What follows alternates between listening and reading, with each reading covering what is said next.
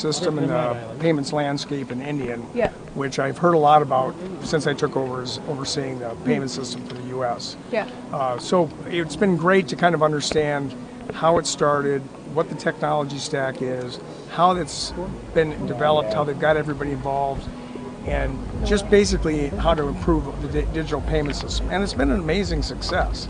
I've also learned sort of the things that would be very hard for us to try to do in the United States, just different constraints, both politically, privacy, and things like that. But nevertheless, it helps me go back and think about how we could move things forward in the U.S. Well, you spoke a lot about interlinkages between the fast payment systems here in India. Of course, we've had the UPI and we've had several bilateral agreements with various countries for those kind of linkages. How soon before we hear something with the U.S.?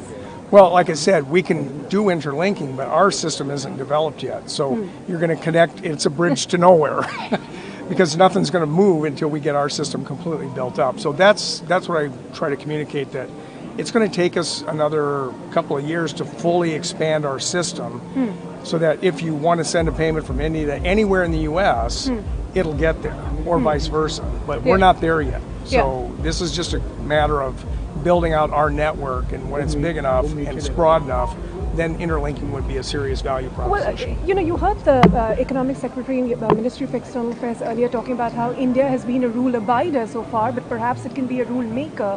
When you talk about the fintech innovations, perhaps in that theme, with the kind of technology India has built with fast payments, are you looking at some sort of technology transfer, some sort of partnership to build your fast payment ecosystem back in the U.S.? Yeah, I mean, the technology part of interlinking is actually the easiest part.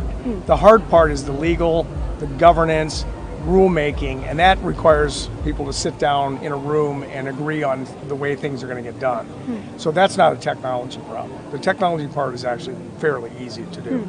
So anyway, that's where things would have to then move, is how do we agree to do the governance, processing, clearing and settlement of international payments is not a trivial problem, and how that would be done and what exchange rates you would do that at. So that's stuff that would have to be settled on, and that actually, we know from experience with our own ACH that takes a while to get that done. Yeah.